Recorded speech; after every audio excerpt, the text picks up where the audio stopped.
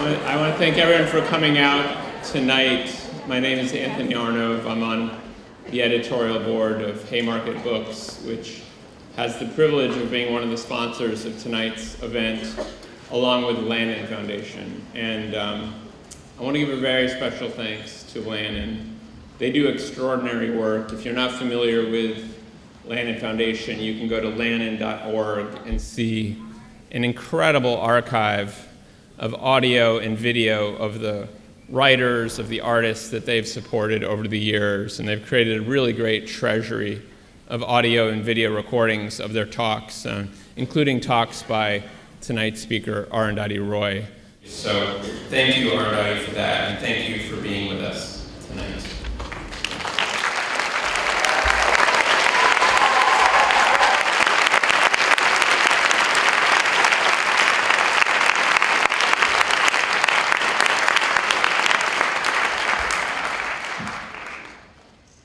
Thank you all for coming, and thank you, Anthony, for that very flattering introduction, and thank you to the Lannan Foundation for organizing this. It's the 10th anniversary, as we all know, of the Iraq War, and I know that there are veterans from that war here, and it's such an honor to be able to speak to you, because I guess many of us in this hall marched and wrote against that war before it happened. I think February 15th was there were perhaps 15 million people in the world who marched against the war, and yet these representative governments who are supposed to represent us just went ahead and destroyed that country. So before I begin to read, I just thought we should talk about Iraq. What has happened to Iraq? Who has won what, and who has lost? Certainly the people of Iraq have had a country destroyed and are at war against each other. The women of Iraq, who are amongst the most liberated, enlightened women in the world, scientists, poets, writers, all of them have been pushed back into the burqa, pushed back into their homes in some ways because of the danger that faces them. The people of America have lost. You know, there is a connection between foreclosures and funding a war. But George Bush, he's painting nowadays. Yeah, I just saw some paintings on the net. He's painting himself in the shower.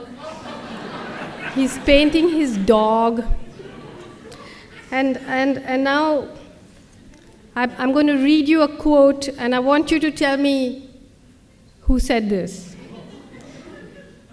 In seeking this path of truth, lit by God's love and paved by God's grace, the church can be the insistent spiritual voice that makes globalization our servant, not our master.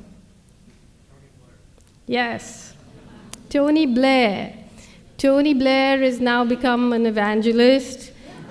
He speaks. He's a very popular, I don't know if he's popular, but he's a very much in demand speaker. He speaks about ethics and religion and God. He charges up to $500,000, which is about $10,000 a minute, basically, for his speeches about God and spirituality and humanity. So it's clear who has won the war. You know, Bush and Blair have certainly won. Their countries might not have, but they have. Meanwhile, you know, the fact that 1 million children died in Iraq before the sanctions, which Madeleine Albright said was hard but worth it, and the tens of thousands of people who have died and the continuing conflict in that entire region Dick Cheney says if he was given the opportunity, he wouldn't think twice before doing it again. Tony Blair says that it was one of the best decisions he ever made in his life, and if he hadn't been part of the attack on Iraq, then the poor Iraqis, even the dead ones, would be going through what the Syrians are going through today.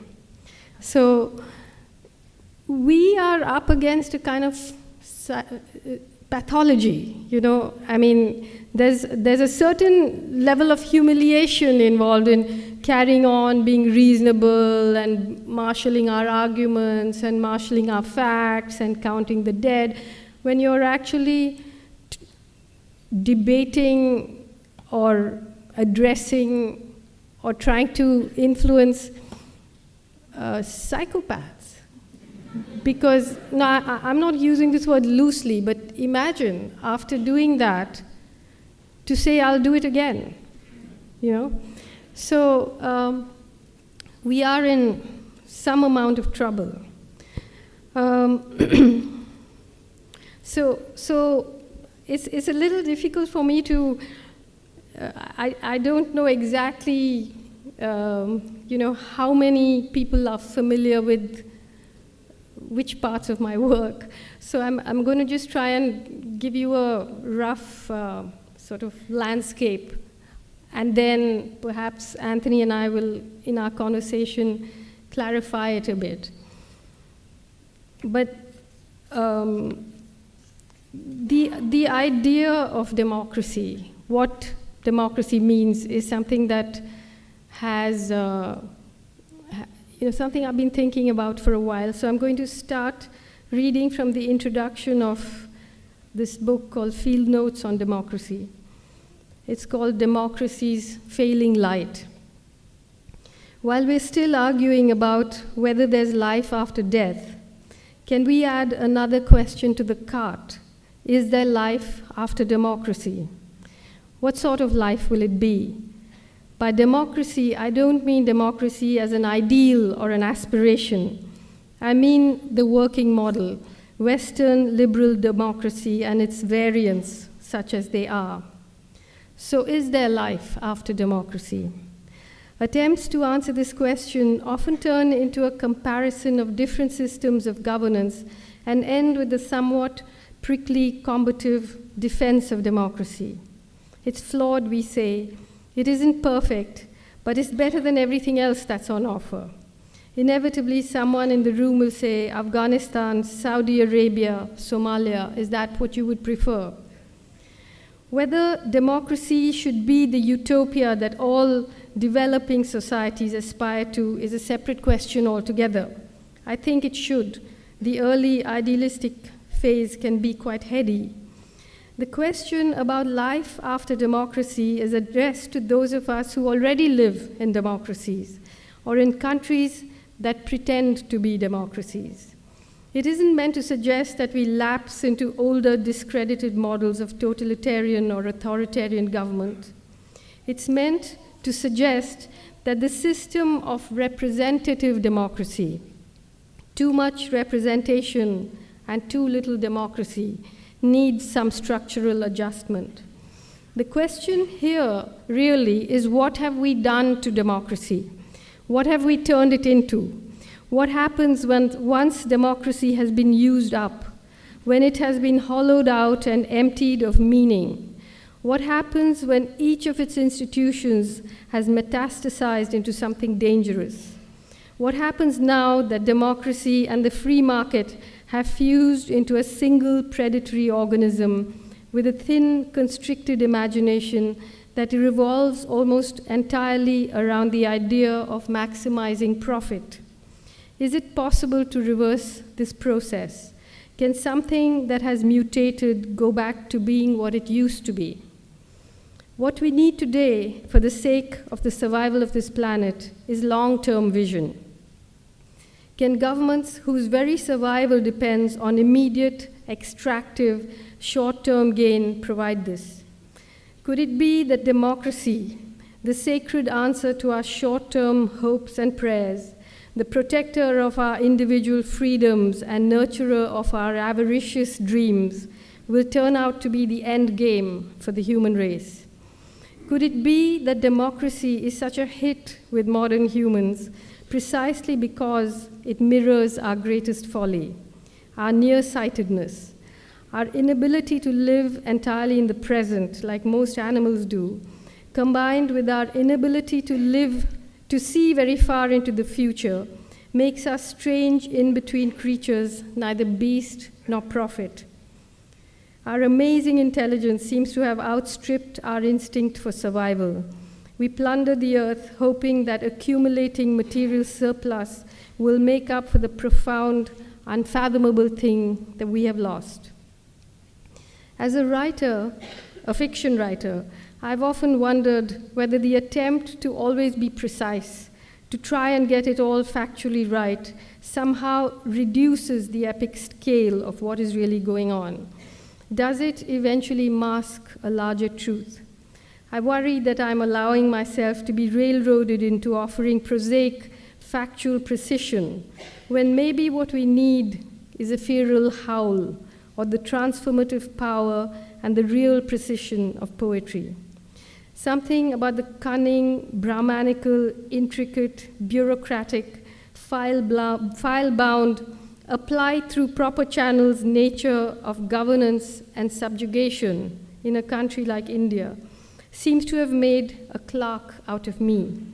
My only excuse is to say that it takes odd tools to uncover the maze of subterfuge and hypocrisy that cloaks the callousness and the cold, calculated violence of the world's favorite new superpower. Repression, through proper channels, sometimes engenders resistance through proper channels. As resistance goes, this isn't enough, I know, but for now it's all I have. Perhaps someday it will become the underpinning for poetry and for the feral howl. Listening to Grasshoppers, the essay from which this collection draws its subtitle, was a lecture that I gave in Istanbul in January 2008 on the first anniversary of the assassination of the Armenian journalist Hrant Dink. He was shot down on the street outside his office for daring to raise a subject that is forbidden in Turkey, the 1915 genocide of the Armenians, in which more than 1 million people were killed. My lecture was about the history of genocide and genocide denial and the old, almost organic relationship between progress and genocide. So this, I think, is the subject that all of us need to think about quite often. You know, what do we mean by progress and development? And in Turkey, the political party that committed the Armenian genocide was called the Committee for Union and Progress. And union and progress are two things which in today's world we call nationalism and development. And they have always gone together. So you look at the history of progress, the progress of developed countries, whether it's European countries or whether it's the US, and obviously at the foundation of it, there has been genocide. The genocide of native Indians, the genocide of Aboriginals, the genocide of the Herero, and all of this. So in today's world, what are we looking at? I mean, one of the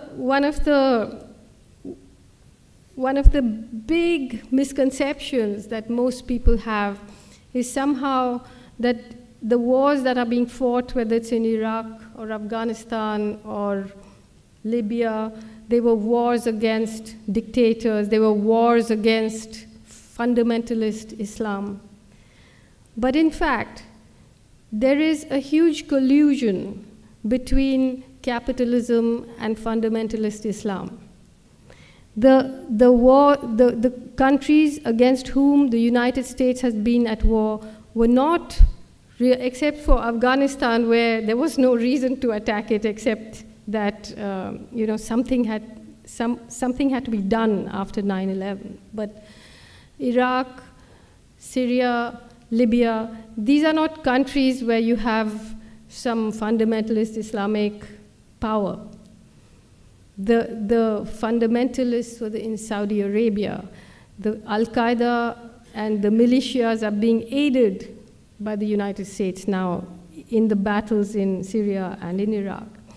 So really what we think is going on and what is actually going on are two separate things altogether.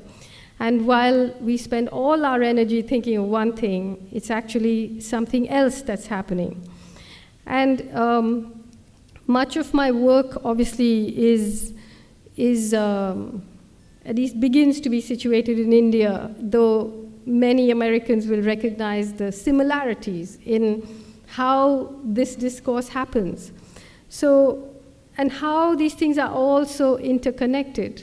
So in 1989, until 1989, India was a country which considered itself non-aligned. It was actually tilting towards the Soviet Union. And in 1989, when free market capitalism won its war against Soviet communism in the mountains of Afghanistan, the whole world sort of shifted around, and India shifted too.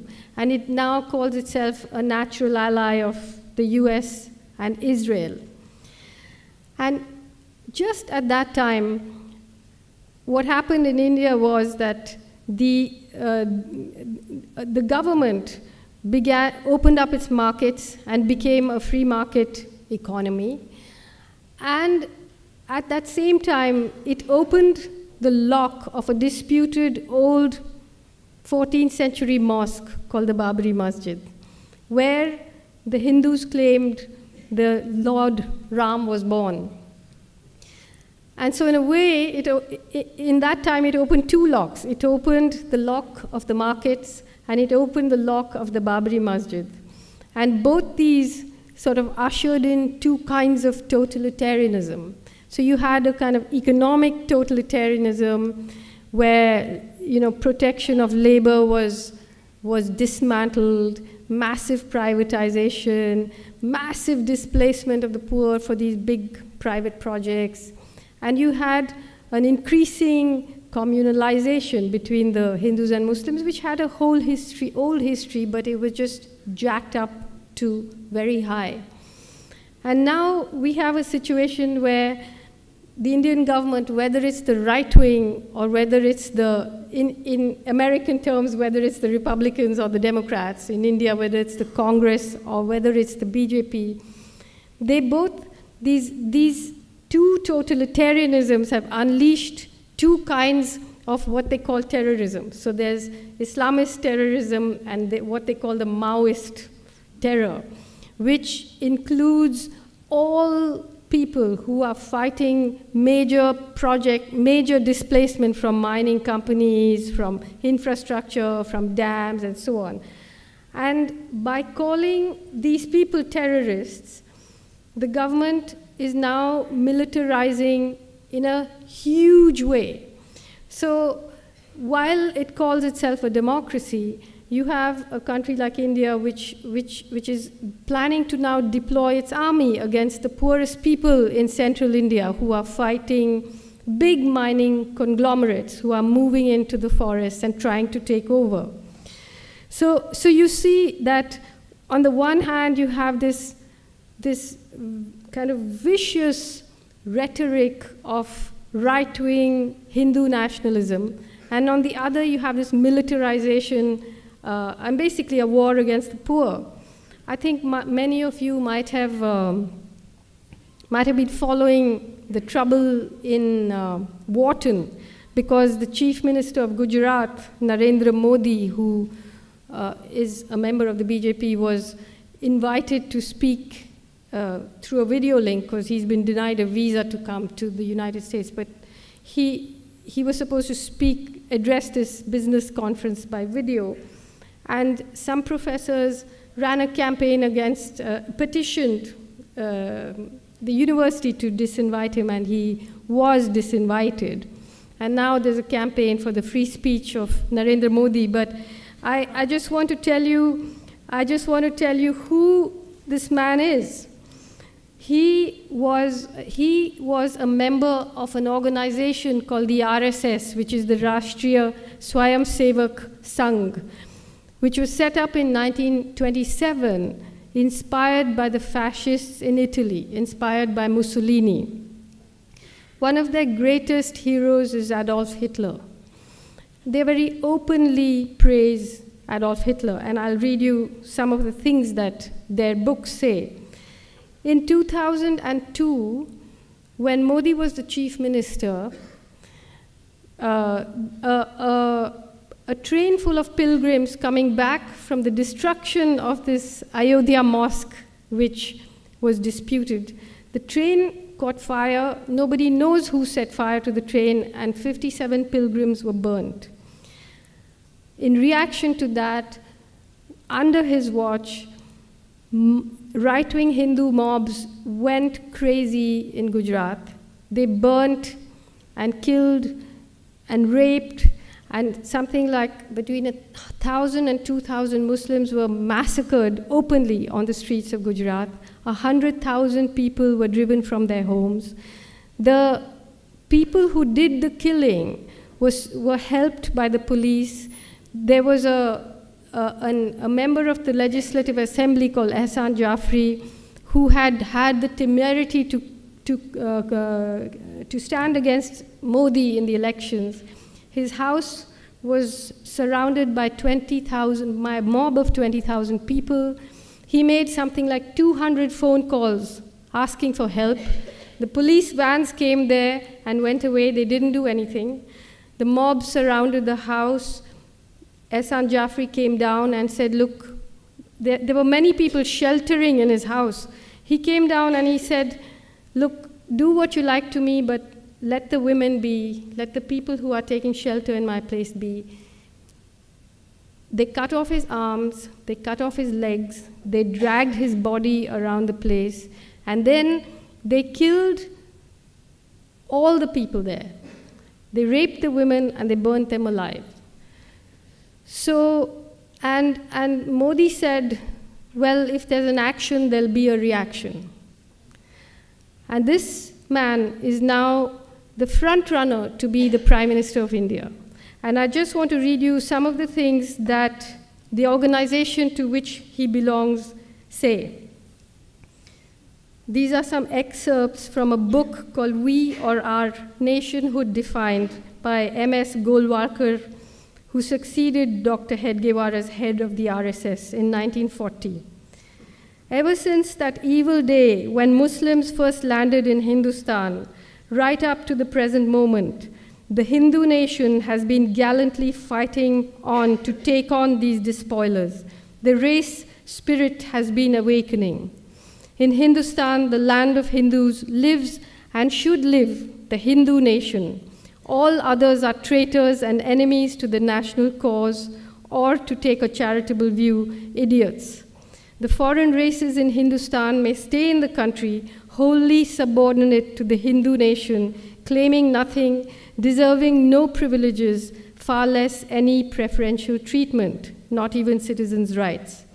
To keep up the purity of its race and culture, Germany shocked the world by her purging the country of the Semitic races, the Jews.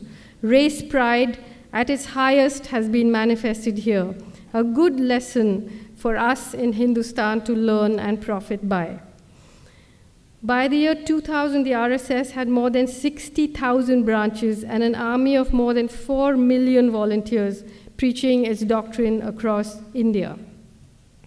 Now, at the time when the pogrom against the Muslims happened in 2002, there was an outcry and people were shocked. But since then, Modi has won the elections 4 times. And now he has become the most favorite candidate of India's greatest corporations because he's bringing in a lot of private investment. So if you bring in the money, then a little killing, a little raping, overseeing all of that is not such a bad thing. So so you have a situation where this kind of open, I mean, we call them fascists because they call themselves fascists, meaning they, in their books, admire the fascists. But so you have this fascism on the rise on the one side, where you have thousands of young Muslim boys who are in jail, accused of being terrorists and so on. And on the other hand, you have this juggernaut of big corporate power, big mining companies moving into the forests to take over the land of the poorest people in this country. So what we have is, what I keep saying, the most successful secessionist struggle in India has been the secession of the middle and upper classes into outer space. You know, and from there they look down and they say, what's our water doing in their rivers? What's our wood doing in their forests? You know, what's our bauxite doing in their mountains? And if you spend much time in India, you will hear people saying quite openly, look, India is on the verge of becoming a superpower. All countries who have become superpowers have a past. We have to kill. You know, we have to move forward. Somebody has to pay the price. This is the way of history. So we are in an extremely dangerous situation, except for the fact that there's a most tremendous resistance to all of this taking place in the country. The government calls them all Maoists because that way they can militarize further and jail people. But the fact is there's a bandwidth of resistance movements. The most militant are the people, the tribal people, the indigenous people in the forests fighting against the mining companies. Because if you look at a map of India, you'll see that the forests, the minerals, the indigenous people, and the Maoists are all stacked up, you know, one on top of the other. But outside of the forests, there are bauxite companies and dams and mines and roads, and we're talking, I mean, just big dams alone has displaced 33 million people since 1947. So you can imagine the scale of what we're talking about. But I have been writing about the resistance for many years now, and last year before last, I actually went into the forest to meet and spend time with the armed struggle that's going on, because the Indian government is now planning to deploy its army against the poorest people in the world, because they have signed these memorandums of understanding, and they've been waiting because the resistance has not allowed the corporations to move in and take the land. So I'm just going to read from an account of what happened when I went into the forest. It's called Walking with the Comrades. The terse, typewritten note slipped under my door in a sealed envelope confirmed my appointment with India's single biggest internal security challenge. I'd been waiting for months to hear from them.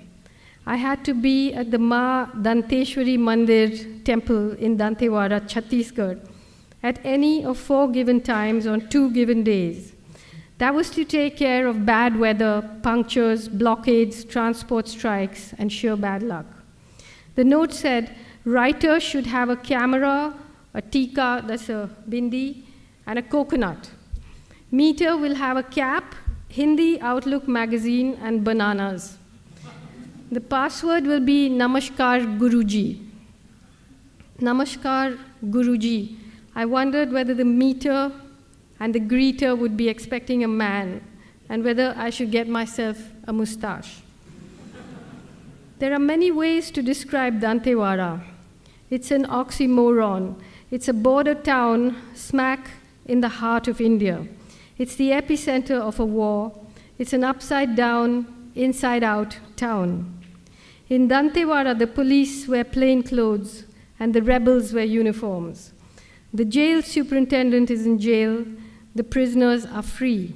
300 of them escaped from the old town jail 2 years ago. Women who've been raped are in police custody. The rapists give speeches in the bazaar. Across the Indravati River, in the area controlled by the Maoists, is the place the police call Pakistan. There, the villages are empty, but the forest is full of people. Children who ought to be in school run wild. In the lovely forest villages, the concrete school buildings have either been blown up and lie in a heap, or they're full of policemen. The deadly war that's unfolding in the jungle is a war that the government of India is both proud and shy of. Operation Green Hunt has been proclaimed as well as denied. P. Chidambaram, India's Home Minister and CEO of the war, says it does not exist, that it's a media creation. And yet, substantial funds have been allocated to it, and tens of thousands of troops are being mobilized for it. Though the theater of war is in the jungles of central India, it will have serious consequences for us all. And to me, this war is the real clash of civilizations, because it is a war for an understanding of what happiness means, what progress means, what civilization means. If ghosts are the lingering spirits of someone or something that has ceased to exist, then perhaps the National Mineral Development Corporation's new four-lane highway crashing through the forest is the opposite of a ghost. Perhaps it's the harbinger of what is still to come. The antagonists in the forest are disparate and unequal in almost every way. On one side is a massive paramilitary force armed with the money, the firepower, the media, and the hubris of an emerging superpower. On the other, ordinary villagers armed with traditional weapons, backed by a superbly organized, hugely motivated Maoist guerrilla fighting force with an extraordinary and violent history of armed rebellion. The Maoists and the paramilitary are old adversaries and have fought older avatars of each other several times before. In Telangana in the 50s, West Bengal, Bihar, Andhra Pradesh in the 60s and 70s, and then again in Andhra Pradesh, Bihar, and Maharashtra from the 80s all the way through to the present. They are familiar with each other's tactics and have studied each other's combat manuals closely. Each time it seemed as though the Maoists or their previous avatars had been not just defeated, but literally, physically exterminated. Each time they've re-emerged more organized, more determined, and more influential than ever. Today, the insurrection has spread through the mineral-rich forests of Chhattisgarh, Jharkhand, Orissa, West Bengal, homeland to millions of India's tribal people, dreamland to the corporate world. When a country that calls itself a democracy suddenly declares war within its borders, what does that war look like? Does the resistance stand a chance? Should it? Who are the Maoists? Are they just violent nihilists foisting an outdated ideology on tribal people, goading them into a helpless insurrection? What lessons have they learned from their past experience? Is armed struggle intrinsically undemocratic? Is the sandwich theory of ordinary tribals being caught in the crossfire between state and Maoist an accurate one? Are Maoists and tribal people two entirely discrete categories as is being made out?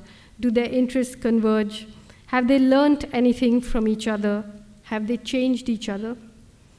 The day before I left, my mother called, sounding sleepy. I've been thinking, she said, with a mother's weird instinct, what this country needs is revolution. The drive from Raipur to Dantewada takes about 10 hours through areas known to be Maoist infested. These are not careless words.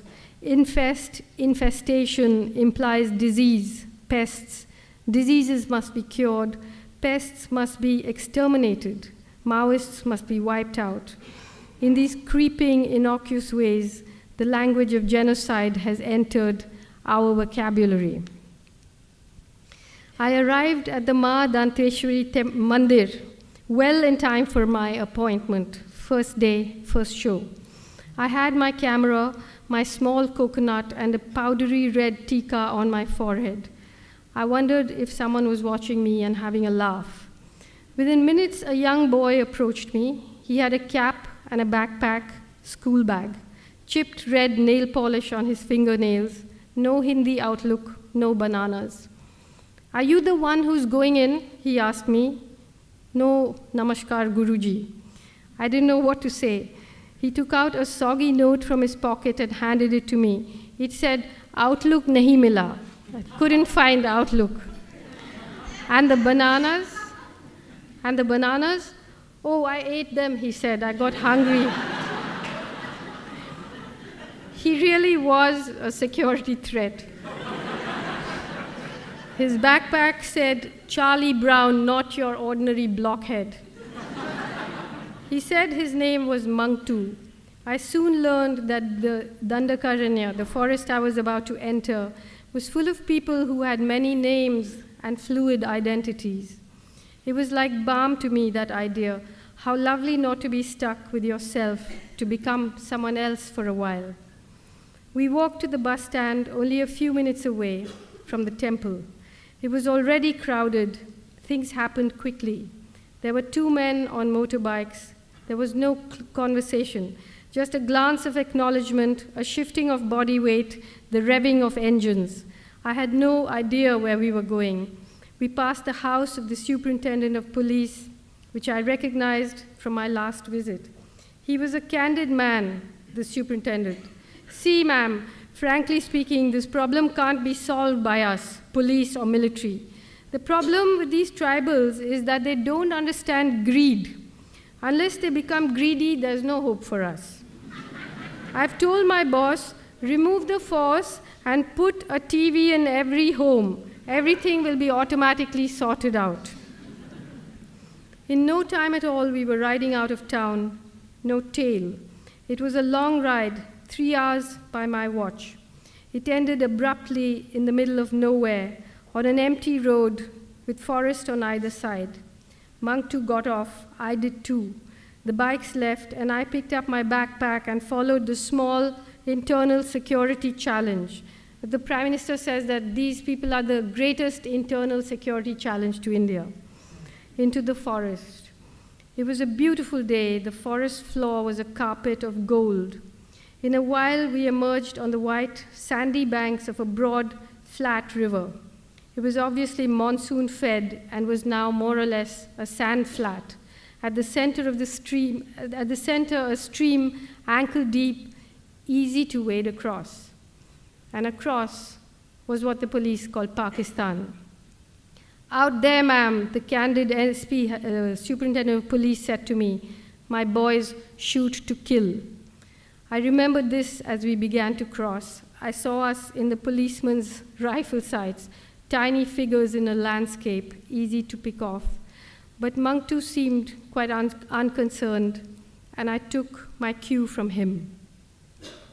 So this is a long essay, so I'm just skipping bits just to give you an idea of what it was like in the forest, where something like 200,000 paramilitary have been deployed. You know, they're called names like Koya Commandos, Chhattisgarh Armed Force, Central Reserve Police Force, Border Security Force, Indo-Tibetan Border Police, Central Industrial Security Force, Greyhounds, Scorpions, Cobras, and a policy that's affectionately called WHAM, which means winning hearts and minds. Significant wars are often fought in unlikely places. Free market capitalism defeated Soviet communism in the bleak mountains of Afghanistan. But here in the forests of Dantewada, a battle rages for the soul not just of India, but of the world. Plenty has been said about the deepening crisis in Indian democracy and the collusion between big corporations and the media and major political parties. But if anyone wants to do a quick spot check, Dantewada is the place to go.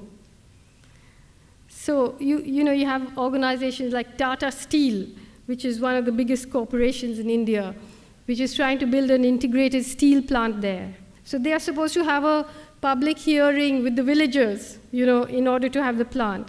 But instead, they'll have it 500 kilometers away. They'll take some 6 or 10 captive people, and the meeting will be held in the collector's bungalow 500 kilometers away, and then they'd be said, yes, everybody's agreed, and here we go. And when you talk about free speech, Tata Steel funds the Jaipur Literary Festival, the famous Jaipur Literary Festival where everyone was fighting for Salman Rushdie's right to free speech. But in the forest, it's okay for no tribal to have any free speech about their future or any say in their lives at all. So there's this battle between the Tatars and these villagers and the Maoists going on. Lohandiguda, which is a 5-hour drive from Dantewada, never used to be a Naxalite area, but now it is. Comrade Jury, who sat next to me while we ate this red ant chutney, works in the area. She said they decided to move in after graffiti had begun to appear on the walls of village homes saying, Naxali aao, hame bachao, meaning Naxalites who are known as Maoists are known as Naxalites too. Naxali aao, please come and please save us. A few months ago, Vimal Meshram, the vice president of the panchayat, was shot dead in the market. He was a Tata man, Jury says. He was forcing people to give up their land and accept compensation. It's good that he's been finished. Do you want some more chapoli, which is ant chutney? We won't let the Tatars come here. People don't want them. I feel I ought to say something at this point about the futility of violence, about the unacceptability of summary executions. But what should I suggest they do? Go to court, do a sit-in in New Delhi, a rally, a hunger strike? It sounds ridiculous. The promoters of the new economic policy, who find it easy to say there is no alternative, should be asked to suggest an alternative resistance policy, a specific one, to these specific people in this specific forest, here, now. Which party should they vote for? Which democratic institution in this country should they approach? See now, these forest villages, the Indian media, the Indian middle class is constantly going on about Gandhian nonviolence and Gandhian resistance. But the point is, how do people who are starving or go on a hunger strike?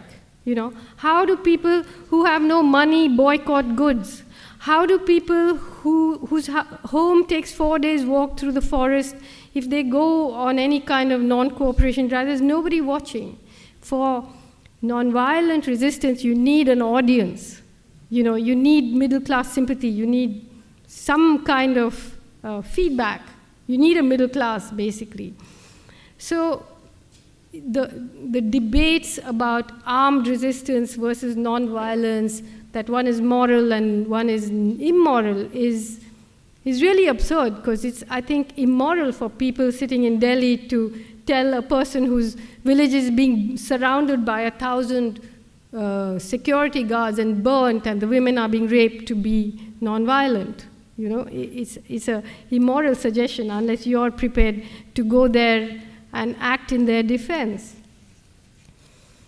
It's dark, there's a lot of activity in the camp, but I can't see anything, just points of light moving around. It's hard to tell whether they are stars or fireflies or Maoists on the move.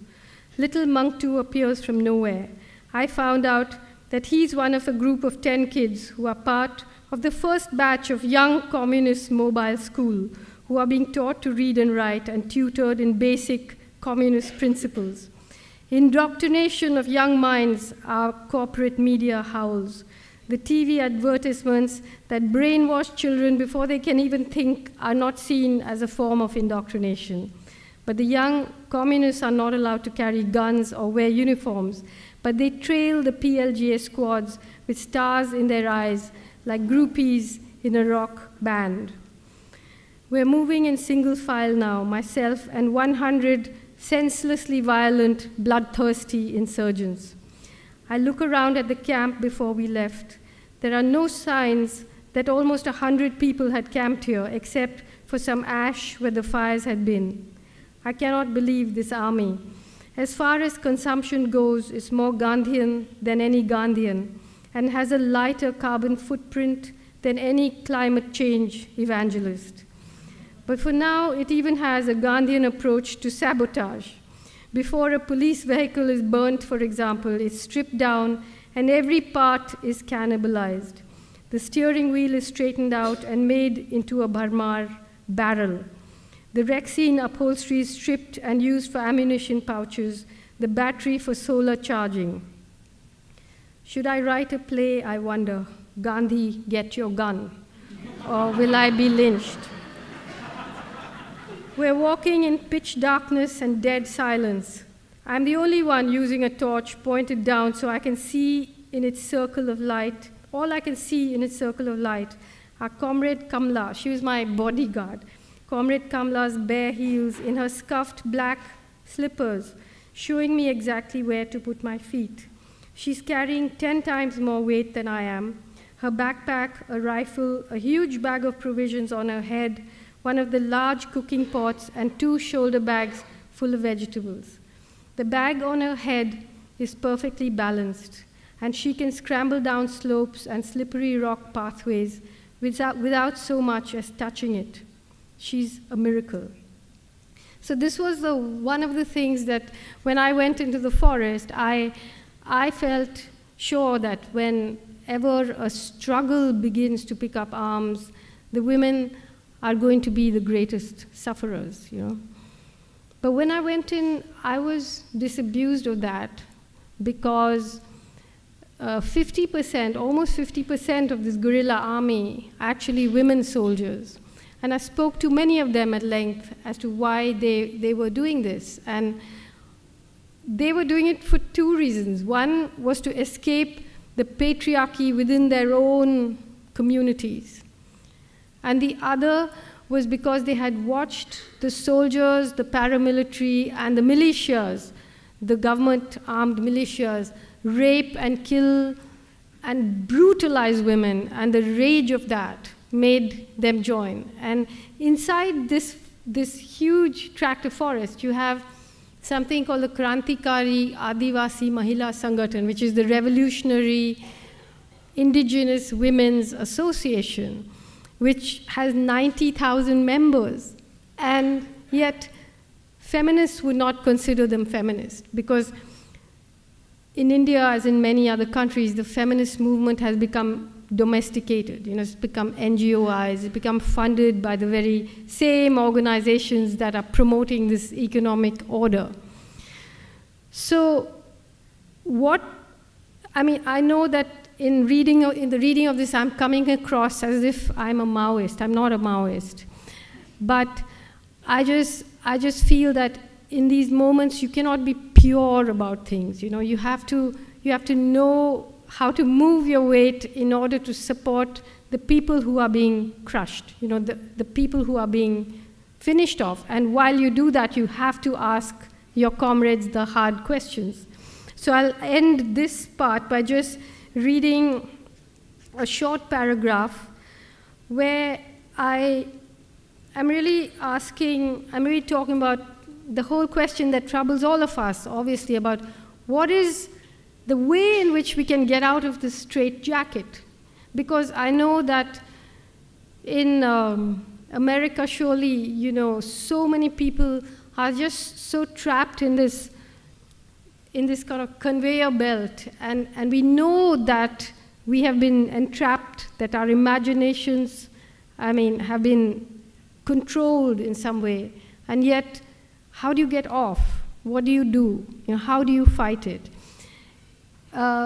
Historically, communist societies in the Soviet Union and in China have been as destructive, if not more destructive, of people, of environments, as capitalist societies have been. So what we are talking about is looking for a new imagination.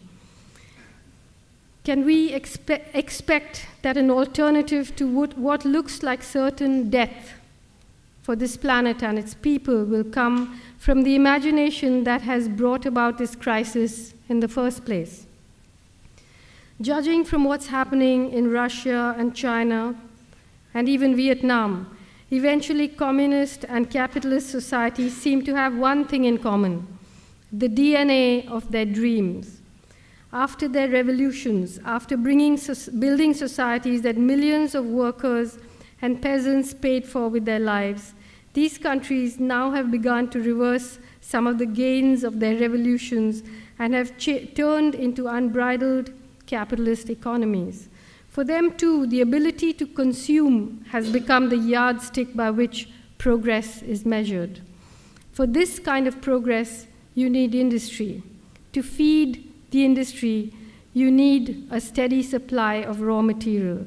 And for that, you need mines, dams, domination, colonies, war. Old powers are waning, new ones rising. Same story, different characters. Rich countries plundering poor ones. Yesterday it was Europe and the United States. Today it's India and China. Maybe tomorrow it'll be Africa. Will there be a tomorrow? Perhaps it's too late to ask, but then hope has little to do with reason. The alternative, if there is one, will emerge from the places and the people who have resisted the hegemonic impulse of capitalism and imperialism instead of being co-opted by it. Here in India, even in the midst of all the violence and greed, there is still hope. If anyone can do it, we can. We still have a population that has not been completely colonized by that consumerist dream. We have a living tradition of those who have struggled for Gandhi's vision of sustainability and self-reliance. See, while I'm not a fan of Mahatma Gandhi's, there are some things he did and said which were brilliant. And one of the main things was that he was one of the first people to talk about consuming, how much you should consume, and sustainability in a political way, which is a huge contribution.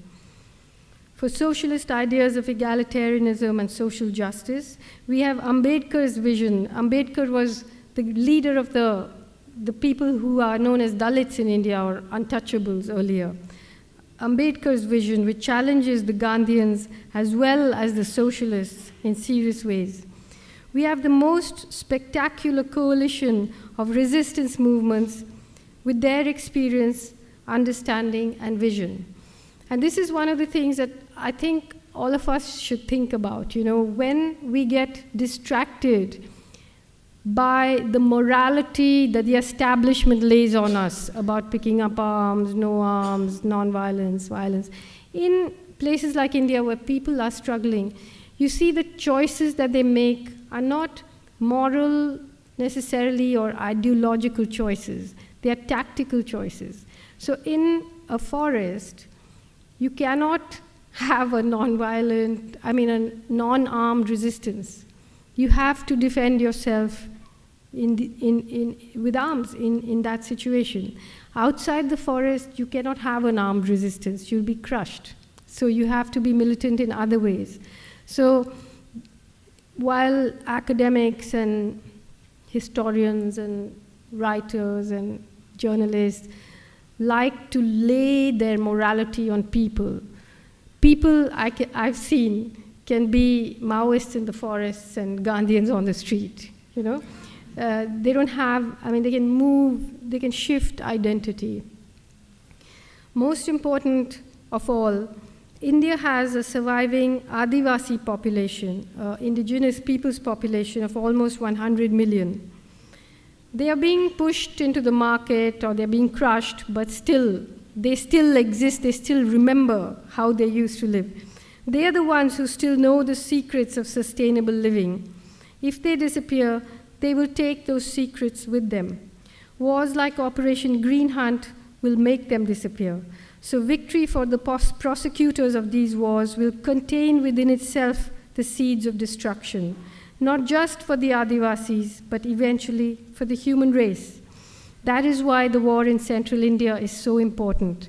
That's why we need a real and urgent conversation between all those political formations that are resisting this war.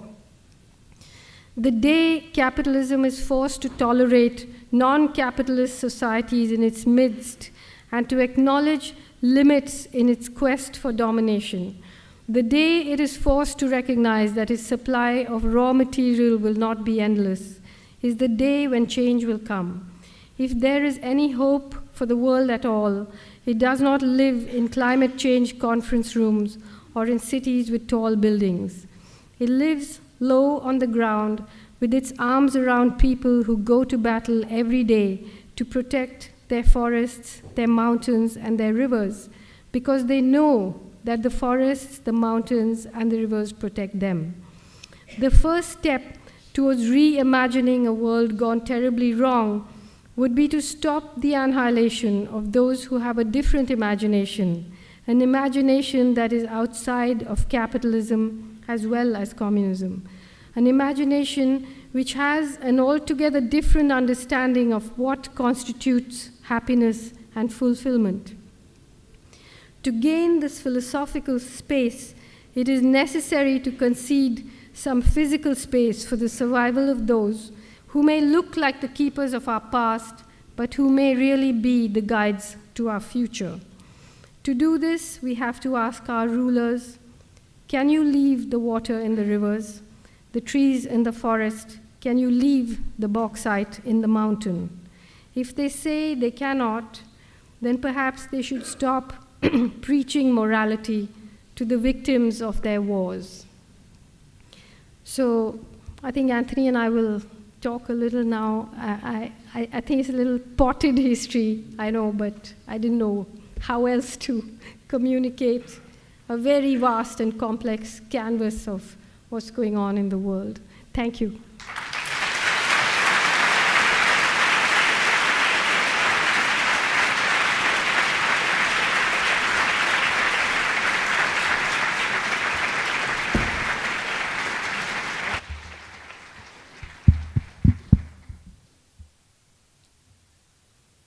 So this morning, when you were on Democracy Now! Arundhati, they played clips of a speech that you had given at the Riverside Church in New York, and I had the privilege of being in that speech, but one of the bittersweet things about seeing that for me was that that night you were there with Howard Zinn, and I wondered if you could talk a little bit about losing Howard, but also finding Howard and how you came to discover him and have a relationship with Howard, and also how he came to play a certain role in India and as a figure of someone in the United States opposing so much of what you've described tonight. I think one of the big lessons that I learned after 9/11, when the attack on the trade towers happened, it was a time when God of Small Things was riding a big high and selling millions of copies around the world, and I had written about things in India, about dams, about nuclear tests, and when I was so enraged at the idea that now there was going to be a war in Afghanistan, and I thought of writing, and I thought, okay, I'll write this piece and it'll be goodbye America, I guess you had this idea that every country is some sort of homogeneous block. And I found, to my shock, the opposite to be true, that I wrote this essay called The Algebra of Infinite Justice. And then I came here and I met Howard and I met Anthony, and I met Anthony before that, of course, but Howard is a person who is embraced by people in Kashmir, by so many people, so many struggling people in India. He has said some of the most profound things, a scholar who links himself not just with his mind but with his heart too to resistance movements. He was really a beautiful presence in the world. And I remember just a week before he died, you and he called me, and I said, Howard, I want you to know that I still have a huge crush on you. And he says, Aradhari, I take that sort of thing very seriously.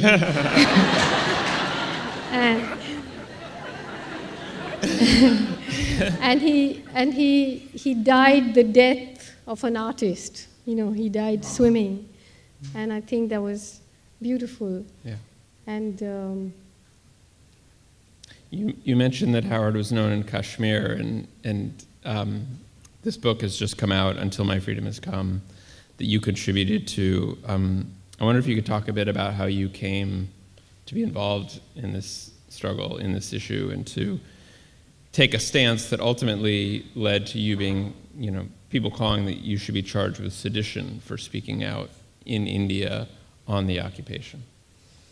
Well, it's a shame that, nowadays when I think about what's happening in Kashmir, I keep thinking, my goodness, in 1990, this was happening, what was I doing? I came to it very late because of the disinformation and the huge, there's a sort of moral corruption at the core of this, which is so hard to get past. But basically, Kashmir is the most densely militarized zone in the world. You had, even at the height of the Iraq War, I think there were 65,000 US troops in Iraq. 165,000.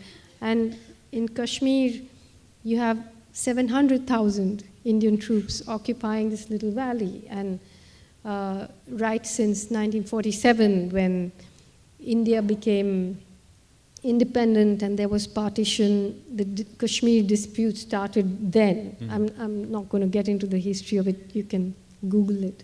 But the fact is that since 1990, something like 68,000 people have died in the conflict, 10,000 people have disappeared. You hear so much about Chile, about Pinochet, but just in vulgar terms, in terms of numbers, this is a much more serious. There are war crimes being committed there. There are mass graves have been discovered. There's mass torture, and yet there's a complete silence over it. And when when I went to Kashmir for the first time, I just said, look, this is a military occupation, and just saying that was shocking to people in India and to people in Kashmir. How can an Indian be saying this? Because nobody says it. Very few people say it. And today, Kashmir is at the epicenter of, in 2014, when the US troops withdraw from Afghanistan, the drone attacks continue in Pakistan. Pakistan is just being torn apart. And while you have lines on the map separating Afghanistan and Pakistan and Kashmir, on the ground, those lines are not there, and it is going to, and now that both India and Pakistan have nuclear weapons, already just the day I left, the night I left for Chicago, they were threatening each other with war. And it's a situation which the international community does need to pay. I don't know what I mean by international community, it's a horrible word, but all of us need to pay a lot of attention to, because it could be actually a wonderful way of looking at the world anew, thinking about things outside this tired old business of nation states with standing armies and so on, because the whole world needs a buffer between these two nuclear powers, and Kashmir is, at the moment, the spark that could cause a war, whereas it could be a solution, and a solution in the imagination. And there are a lot of wonderful young Kashmiris who have contributed to the writings in this book, who are thinking about the world in very different ways. And the term intifada, which, the subtitle of this book is The New Intifada in Kashmir. Is there a consciousness about connections to Palestine that are being made? In Kashmir, yes. I mean, of course, there are great similarities and great differences in the Israeli occupation of Palestine and the Indian occupation of Kashmir. And I don't know who can teach the other more about the art of occupation. But a friend of mine always says that the major difference is that the Israelis are building the wall and, trying to separate Palestine and then yet grab more and more parts of it. Whereas in India, in the case of Kashmir, India is trying to assimilate it, to digest it, to break down its proteins and disperse it within this massive Indian nation. So basically, for India, Kashmir is supposed to be the symbol of India's secularism. So you can massacre Kashmiri Muslims to prove your secularism. And Pakistan wants to claim it because it's a predominantly Muslim state. So everybody, in order to sort of prove the identities that they have given themselves, are fighting over a people who basically don't want to belong to either country. Right. You recently wrote a piece in The Guardian about a hanging that took place quite recently in India. I wonder if you could tell people about the background to that piece and how that's playing out in India right now. Okay. In 2001, soon after the 9/11 attacks, as I said earlier, India has now realigned itself and calls itself the natural ally of Israel and the US. So the right-wing BJP government, the Islamophobia that happened after 9/11 fed beautifully into what was going on in India. And in 2001 December, on the 13th of December, there was this very inept, botched attack on Parliament. Many of us, raised our eyebrows because it seemed so strange, that a big white ambassador car drove in through the gates of Parliament with a thing on the windscreen saying India is a very bad country and we hate India and we hate that idiot George Bush or something. And then 5 militants jumped out and killed some security guards, and then they were all shot. But then there was this huge thing about India as a victim of terrorism, and these are Pakistanis and Kashmiris who've come, and within a day they had arrested 4 people. And they said that the mastermind of the Parliament attack was this young Kashmiri man called Gilani, who was a professor of Arabic in Delhi University. And then Afzal Guru, who was hanged last month, and his cousin Shaukat, and Shaukat's wife Afsan Guru. But Gilani was clearly just picked out of thin air, and he was a professor in Delhi University. He had a lot of friends, people knew him. So a lot of people came to his defense. So when he was acquitted, the police just said, oh, actually Afzal was the main conspirator. Though they just tried him as a foot soldier. And it was a long and complicated trial, but the shocking thing about it is that I actually happened to read all the papers of the court. I don't know why. I was just sitting and studying them because I was very, very disturbed by what was going on. And in its final judgment, which was given in 2006, the Indian Supreme Court did something very strange.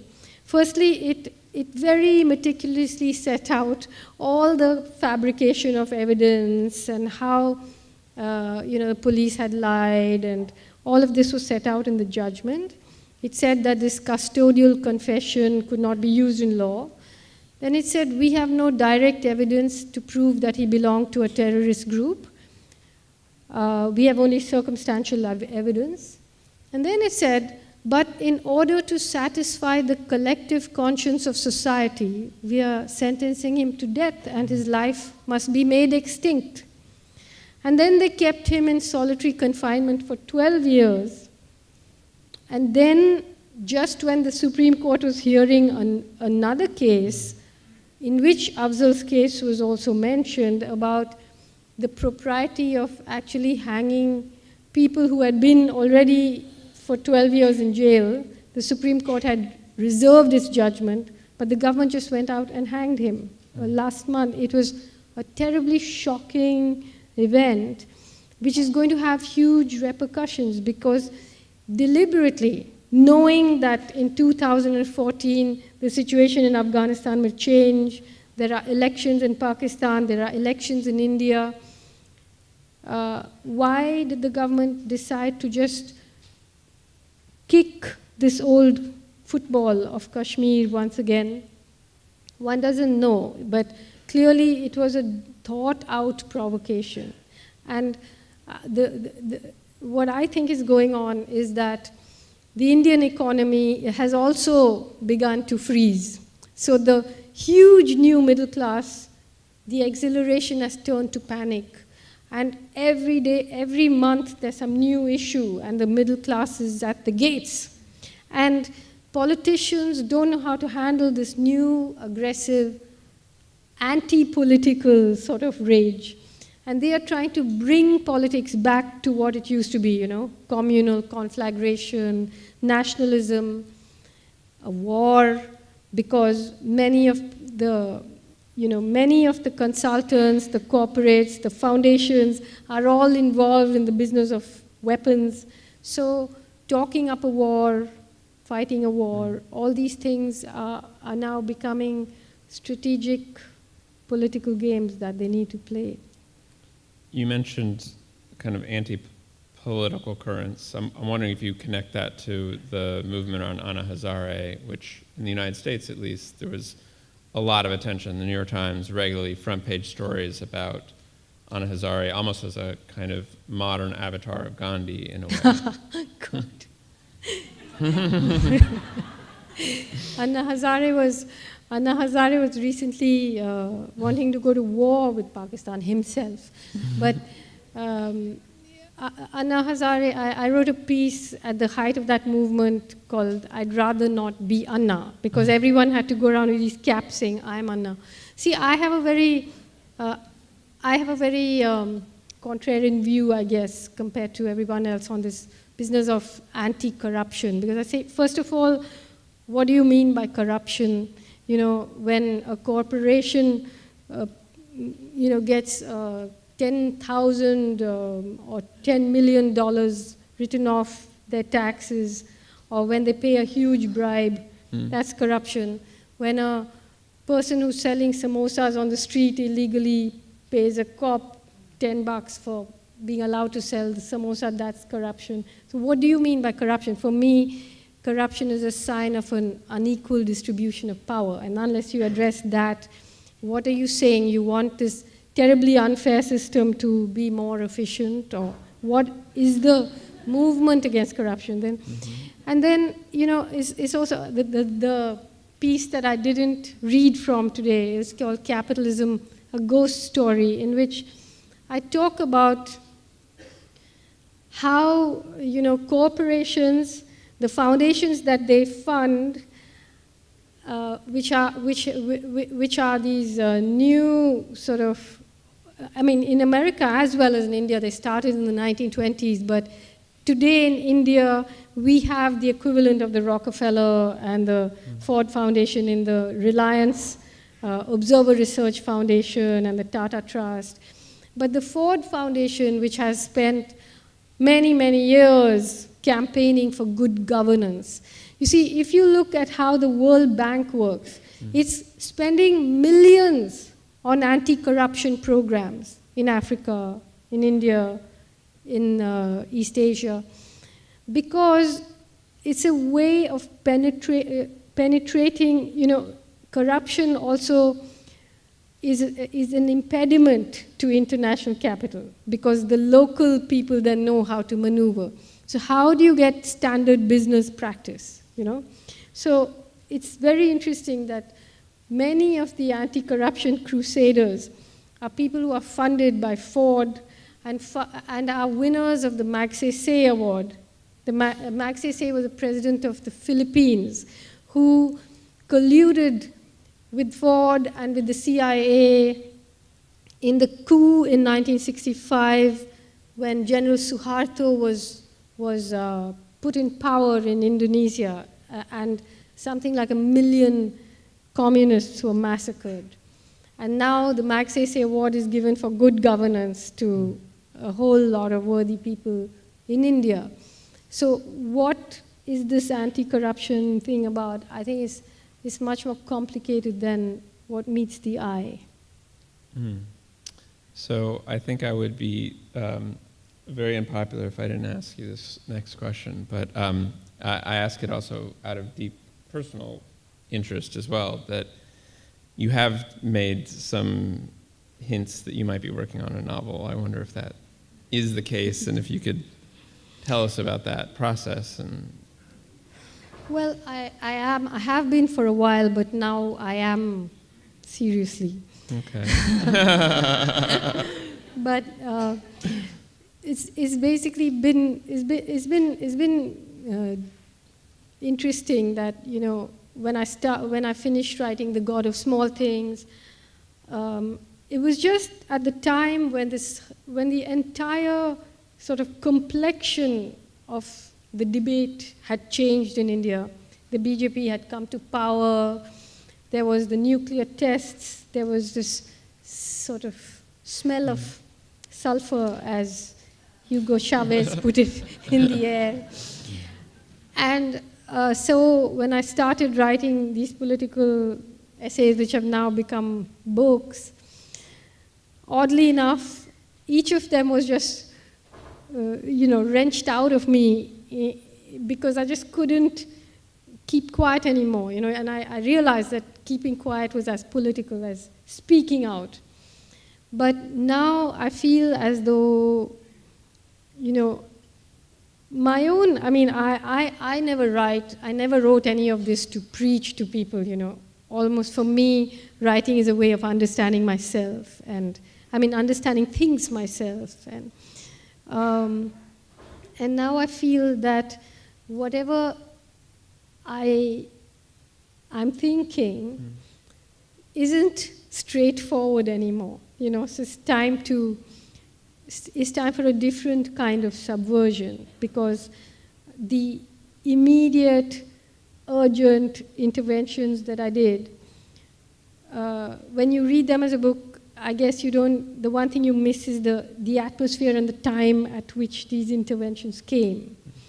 But now I think a lot of people are writing and, you know, intervening in these ways, and I feel like I need to do something differently, and I'm very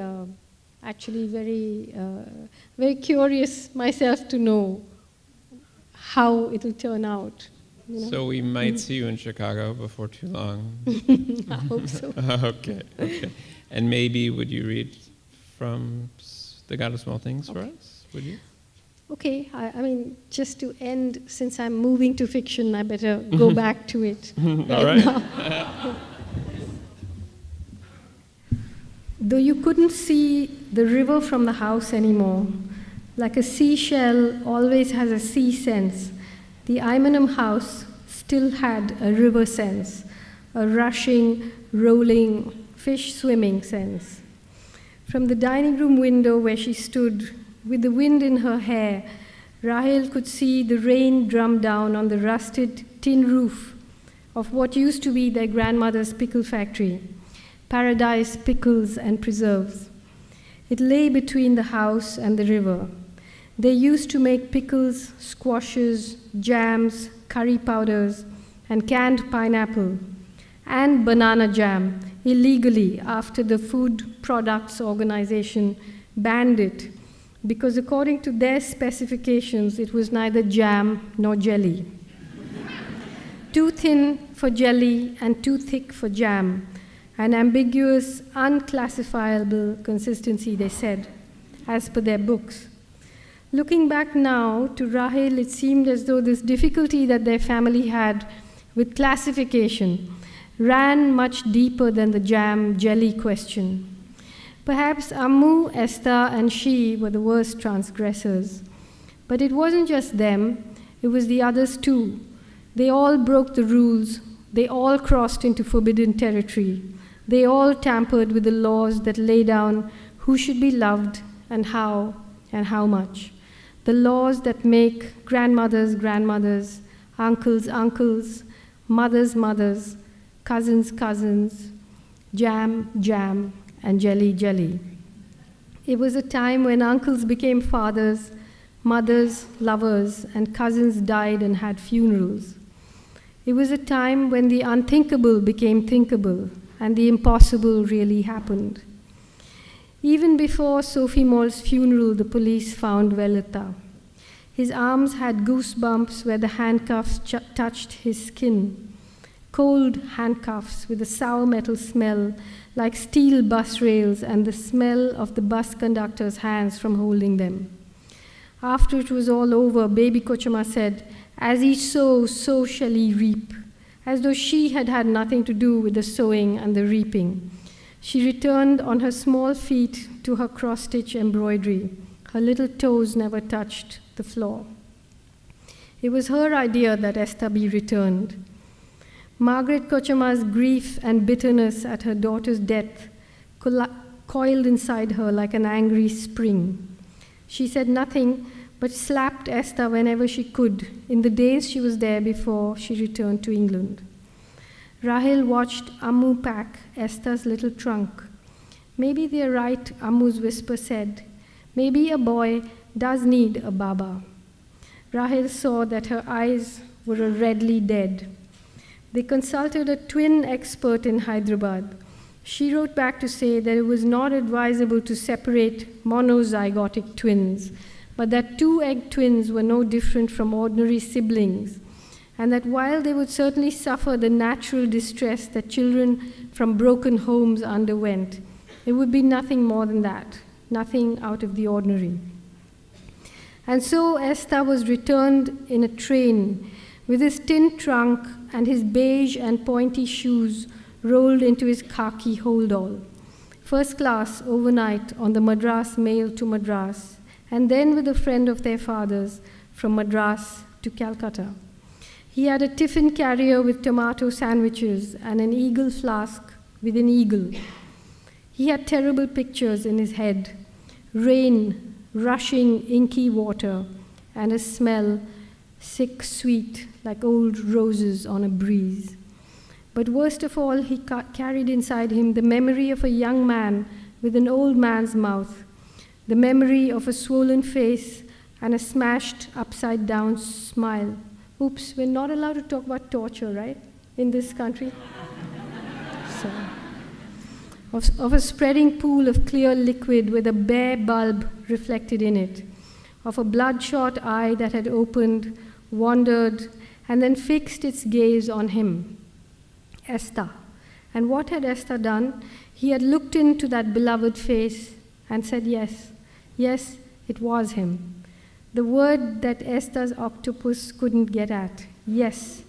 It was lodged there deep inside some fold or furrow, like a mango hair between molars that couldn't be worried loose.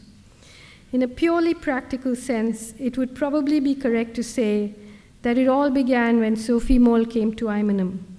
Perhaps it's true that things can change in a day, that a few dozen hours can affect the outcome of whole lifetimes, and that when they do, those few dozen hours, like the salvaged remains of a burned house, the charred clock, the singed photograph, the scorched furniture, must be resurrected from the ruins and examined, preserved, accounted for. Little events, ordinary things, smashed and reconstituted, imbued with new meaning. Suddenly they become the bleached bones of a story. Still, to say that it all began when Sophie Moll came to Imanum is only one way of looking at it. Equally, it could be argued that it actually began thousands of years ago, long before the Marxists came, before the British took Malabar, before the Dutch ascendancy, before Vasco da Gama arrived, before the Zamorin's conquest of Calicut, before 3 purple-robed Syrian bishops murdered by the Portuguese were found floating in the sea with coiled sea serpents riding on their chests and oysters knotted in their tangled beards. It could be argued that it began long before Christianity arrived into Kerala arrived in a boat and seeped into Kerala like tea from a tea bag. That it really began in the days when the love laws were made, the laws that lay down who should be loved and how much. Thank you.